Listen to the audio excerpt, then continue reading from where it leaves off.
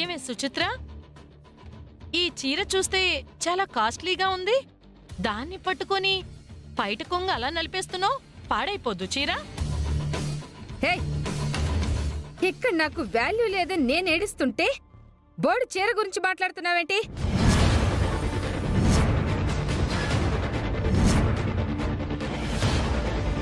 ఏమనుకోకండి ఆంటీ, వయసు పెరిగిపోతుంది కదా, చాదస్తం.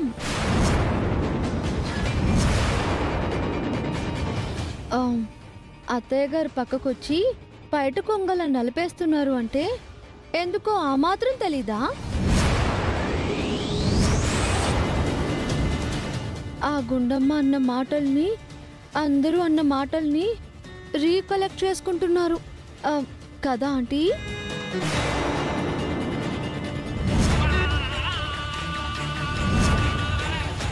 అసలు అది ఏమనుకుంటుంది? అధికారం చేతిలో ఉంది, ఏమైనా అనుకుంటుంది. అదేం చేసినా చెల్లుతుంది.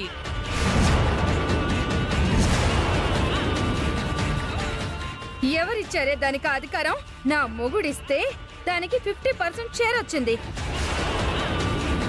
అయ్యో, అక్కడే జరిగింది ఆంటీ మిస్టేకు.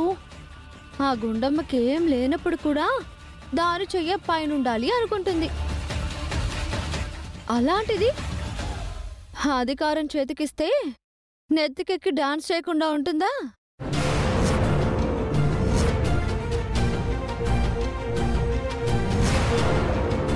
అయినా ఆ గుండమ్మని అనుకుని ఏం లాభం అమ్మా? మన బంగారం మంచిదైతే సరిపోతుంది కదా.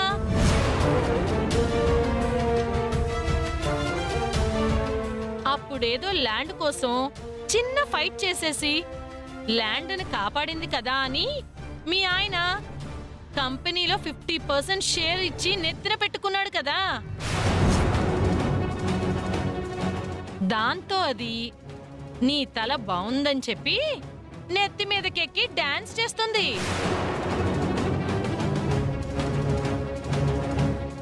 ఆ డాన్స్ ని అదే ఆపాలి తప్ప మనం ఎవరూ ఆపలేం.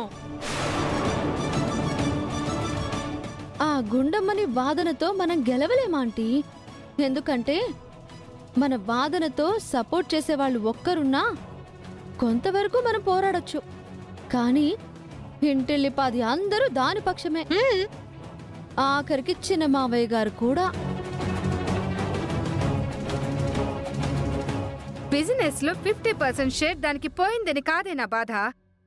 నన్ను పూచిక పుల్లలా తీసి పారేస్తుంది. నేనేదంటే అది కాదంటుంది. అదే నాకు నచ్చట్లేదు. మీకది చేసే పని నచ్చలేదు అంటే దాంతో వాదించడం, ఇలా పక్కకొచ్చి బయట కొంగు నలుపుకోవడం కాదు చేయాల్సింది. ఒక స్ట్రాంగ్ నిర్ణయం తీసుకోవాల్సిందే ఆంటీ.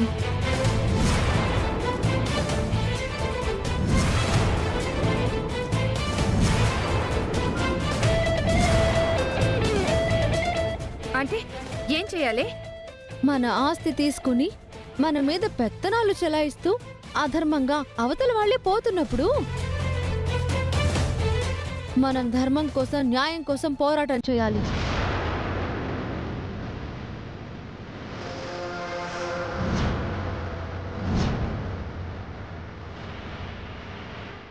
ఆస్తికి యజమాని మావయ్య గారే, రైట్. ఆయనది కష్టార్జితం కాబట్టి ఆయనకి నచ్చినట్టు ఎవ్వరికైనా ఇచ్చే రైట్ ఉంది. అది కూడా రైటే. కానీ ఎప్పుడూ తన మీద ఆధారపడిన తన భార్య పిల్లల్ని చూసిన తర్వాతే మీతో సంప్రదించకుండా, మీ ఇష్టం లేకుండా నా ఆస్తి కాబట్టి నేను ఏమైనా చేసుకుంటానంటే అది చెల్లదా ఆంటీ?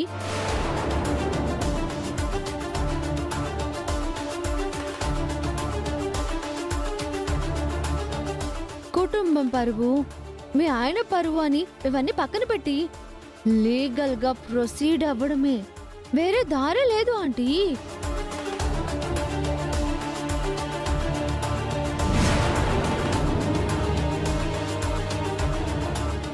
లోకేశ్వరి చెప్పింది కరెక్టేనే.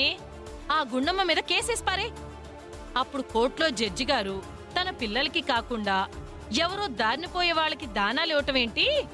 మీ ఆయనకి బుద్ధి లేదా అని 4 చీవాట్లు పెట్టేసి ఆ గుండమ్మకింత గడ్డి పెట్టి దానికి మీ ఆయన రాసిచ్చిన వాటా తిరిగి మీకు అప్పచెప్పేస్తారు.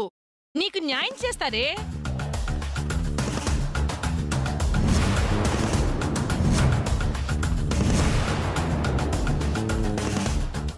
తక్షణమే ఆ గుండమ్మ మీద కేసేద్దాం ఆంటీ. మావయ్య గారు మీ మాట వినాలన్నా, ఆ గుండమ్మకి పొగరు అహంకారం అనగాలన్నా ఇదొక్కటే దారి. ఆలోచించండి ఆంటీ.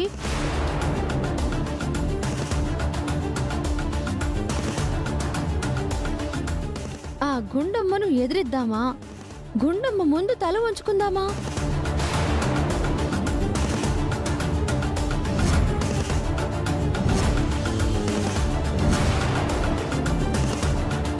మా సీనుకి ఆ గుండమ్మ ఎక్కువ కావచ్చు, మా ఆయనకి ఆ గుండమ్మ ఎక్కువ కావచ్చు. అయితే నాకేంటి? ఎవరితో అనామకరాలి ముందు నేనెందుకు తల వంచుతాను? కోర్టుకే వెళ్తాను.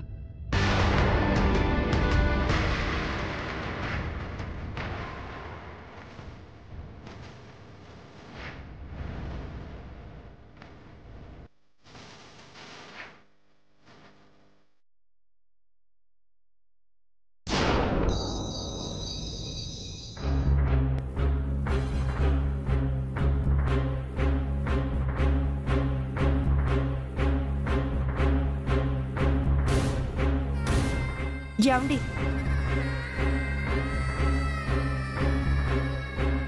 ఏమండి మిమ్మల్ని ఏమైందండి?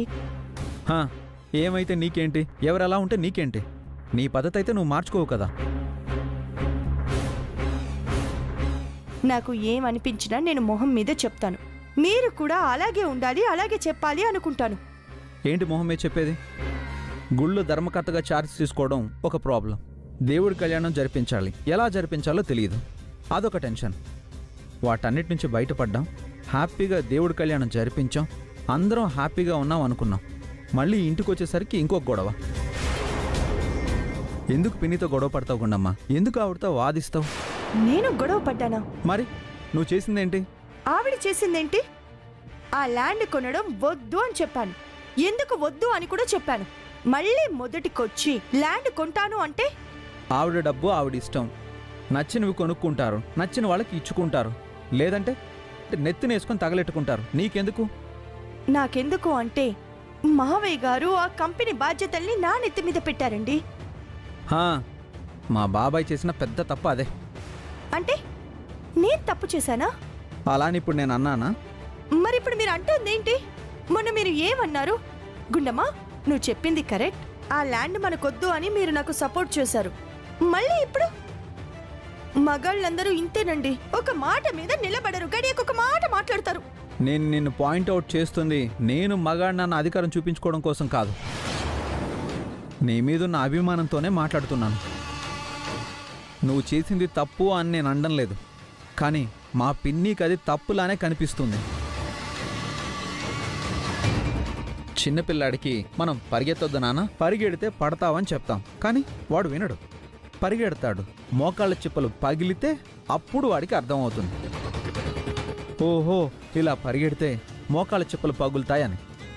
రెండోసారి వాడు పరిగెత్తాడు. పిన్ని విషయంలో కూడా అంతే. నువ్వెందుకు చెప్తున్నావో వినకుండా, అర్థం చేసుకోకుండా ముందుకెళ్ళి దెబ్బలు తగిలితే అప్పుడు ఆవిడికి అర్థమవుతుంది. ఏం మాట్లాడుతున్నారండి? ఆవిడికి ఎదురు దెబ్బ తగిలితే అది మనకి తగిలినట్టు కాదా? కానీ అది ఆవిడకి అర్థం కావడం లేదు కదా గుండమ్మ. అర్థమయ్యేలా చెప్పాలండి, అర్థం చేసుకునేంత వరకు చెప్పాలి. నా పద్ధతి ఒకటేనండి, ఏది మంచో అదే చెప్తాను. అది ఇంట్లో వాళ్ళైనా బయట వాళ్ళైనా ఒకటేనండి. వాళ్ళు నన్ను తప్పుగా అర్థం చేసుకున్నా పర్లేదు, నన్ను తిట్టుకున్నా పర్లేదండి. చెప్పేది మంచా చెడా ఇదొక్కటే నేను ఆలోచించుకుంటాను. కానీ మా పిన్ని పద్ధతి అది కాదు గుండమ్మ. ఆవిడ కూడా మా అమ్మలాగే తను నమ్మిందే నిజం అనుకునే తత్వం, తను అనుకున్నదే జరగాలనుకునే పంతం. గుండమ్మ ఎందుకు వద్దంటుందనే ఆలోచనాశక్తి ఆవిడకు ఉండుంటే ఒక్కసారి ఆ ల్యాండ్ గురించి, దాని పూర్వాపరాల గురించి, దానివల్ల వచ్చే కష్ట నష్టాల గురించి చెప్పినా కూడా మళ్ళీ అదే ల్యాండ్ కొంటానని మాట్లాడుతుంది కదా. అయితే ఆవిడ ఎవరి మాట వినకుండా ఇలాగే ముందుకు వెళ్ళి నష్టపోవాలి అని అనుకుంటున్నారు. వాళ్ళు నష్టపోవాలని నేనెందుకు అనుకుంటాను? అలాగే అనుకుంటే నా ఆఫీస్ను వదిలేసి వీళ్ళ ఆఫీస్ చుట్టూ వీళ్ళ బిజినెస్ల కోసం నేనెందుకు పనిచేస్తాను? సో మీ అభిప్రాయం ఏంటో నా ఉద్దేశం కూడా అదేనండి.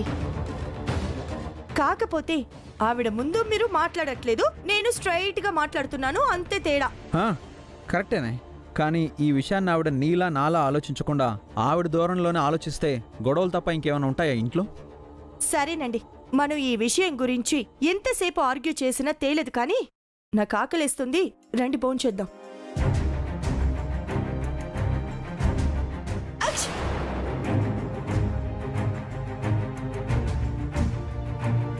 అయ్యయ్యో,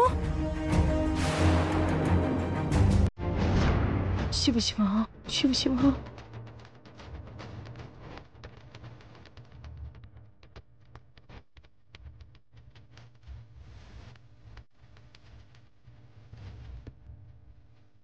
ఏమైంది గుణమ్మా? తుమ్మితే కొంతమంది చేతులు కడుక్కుంటారు, కొంతమంది మూతులు కడుక్కుంటారు. నువ్వేంటి పసుపు నీళ్ళతో గడపను కడుగుతున్నావు? గడపని కడగడం కాదండి, గడప మీద తుమ్మడం అపశకనం అండి. Shiva Shiva.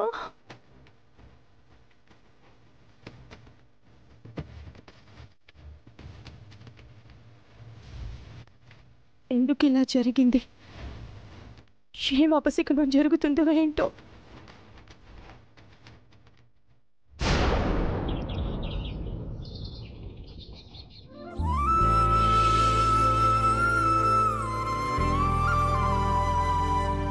Sir post.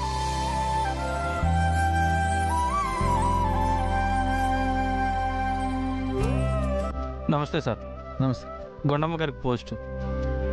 Okay, thank you. Okay sir.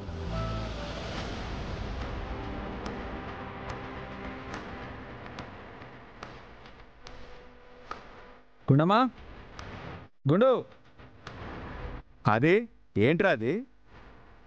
Post నాన్న, గుండమ్మకి వచ్చింది. గుండమ్మకి పోస్ట్ వచ్చిందా?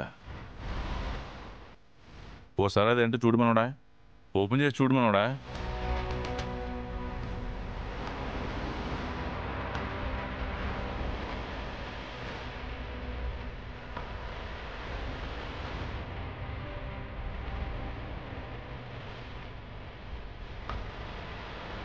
ఏంటబ్బాయి అట్ట అయిపోయావు? ఏముంది అందులో? ఏదైనా చెడు వార్త? పిన్ని, పిన్ని,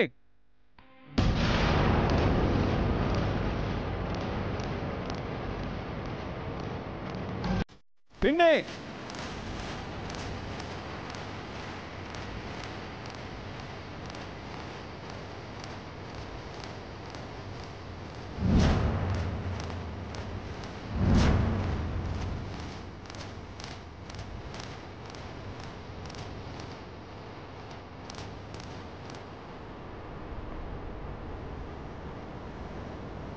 ఏంటిది? అది ఏంట్రా ఇది? మన కుటుంబ పరువుని ఈవిడ గారు బజార్న పెట్టాలని చూస్తుందమ్మా.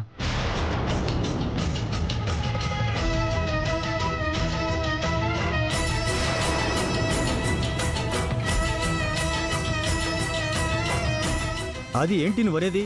ఏం చేసింది మీ పిన్ని? నువ్వే చూడు బాబాయ్.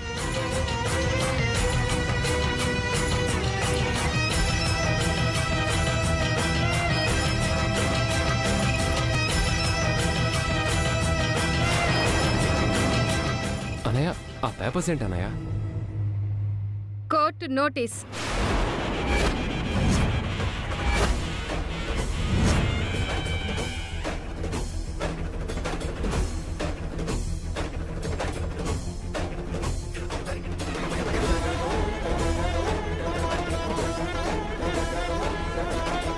కోర్టు నోటీసా?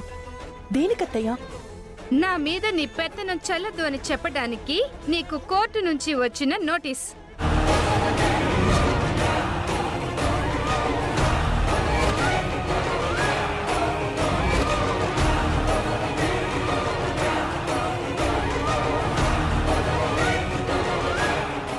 మా ఆయన కొడుకుని మాయలో పడేసి బిజినెస్ లో నీకిచ్చిన 50% షేర్ వాటా తిరిగి నేను దక్కించుకోవటం కోసం కోర్టు నుంచి వచ్చిన నోటీస్.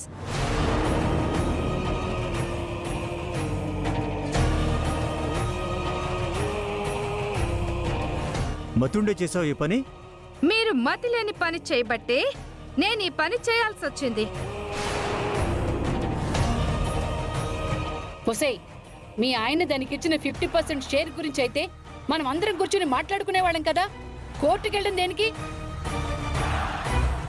మాట్లాడే అవకాశం ఆవిడకి ఎవరైనా ఇస్తే కదా. ఆవిడ మాట్లాడేది ఎవరైనా వింటే కదా. అందుకే ఆవిడ ఇలా చేసుంటారు. ఏవాంటీ?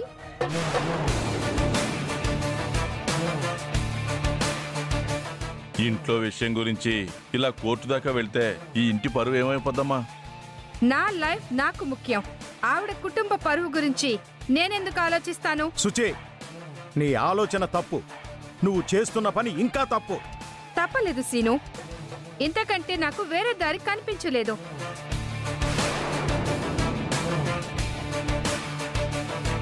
కోర్టు నోటీస్ ఇస్తే భయపడిపోతాను అనుకుంటున్నావా? గుండమ్మకిచ్చిన 50% షేర్ నీకు ఇచ్చేస్తాను అనుకుంటున్నావా? ఇచ్చి తీరాలి.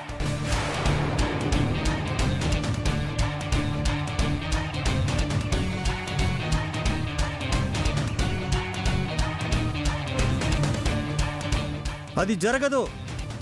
ఎందుకు జరగదు? ఇది నా ఆస్తి. నేను కష్టపడి సంపాదించుకున్న ఆస్తి. మరి నేనేం కావాలి? నా పిల్లలు ఏమైపోవాలి? ఇప్పుడు నీకు వాళ్ళకొచ్చిన లోటేంటి పిన్ని? ఈ గుండమ్మ నన్ను చులకనగా చూడ్డం, చులకన చేసి మాట్లాడడం. అత్తయ్య, మీరు పొరపాటు పడుతున్నారు. నేనెప్పుడు మిమ్మల్ని తక్కువగా చూడలేదు. చూడలేదా? అది నేను ఒక స్థలం కొందామంటే ఇది అడ్డుపడలేదా? ఈ బిజినెస్ లో నేను 50% షేర్ హోల్డర్ని. మీరందరూ ఎవరని ఇది నన్ను అడగలేదా?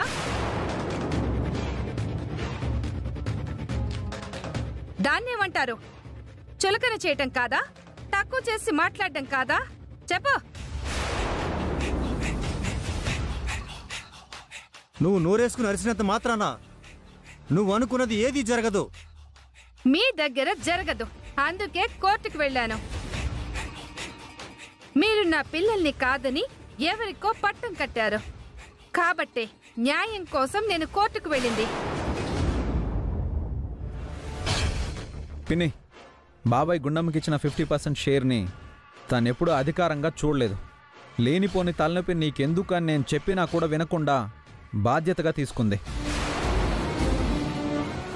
కాబట్టే నాకది మంచిది కాదు అని అనిపించింది. ఇలా చెయ్యండి అని చెప్పాను తప్ప మిమ్మల్ని అవమానించాలని కాదత్తయ్యా. మిమ్మల్ని బాధ పెట్టాలని అంతకన్నా కాదు. అది మీరే అర్థం చేసుకోవడం లేదు. అవును, అర్థం చేసుకోవడానికి మాకు మైండ్ ఉంటే కదా. బుర్ర తక్కువ మనుషులం మరి. ఈ మాట మాత్రం కరెక్ట్గా చెప్పావే. తమ్ముడు, నువ్వు ఆగు. సుచి, ఇప్పుడు నీకేం కావాలి? గుండమ్మకిచ్చిన 50% షేర్ వెనక్కి రావాలి, అంతే కదా? ఇప్పుడే తన పేరు మీద ఉన్నదాన్ని నీకు ట్రాన్స్ఫర్ చేపిస్తాను. నువ్వు కేసు విత్డ్రా చేసుకో. ముందు రాసిమ్మను.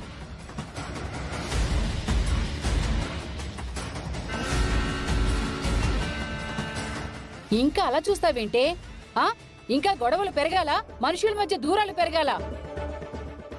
కుటుంబం 2 ముక్కలుగా విడిపోవాలా? కోర్టుకెక్కి పరువులు పోగొట్టుకోవాలా? ఇదిగో నీ పేరు మీద 50% షేరు దానికి ఇస్తానని చెప్పు.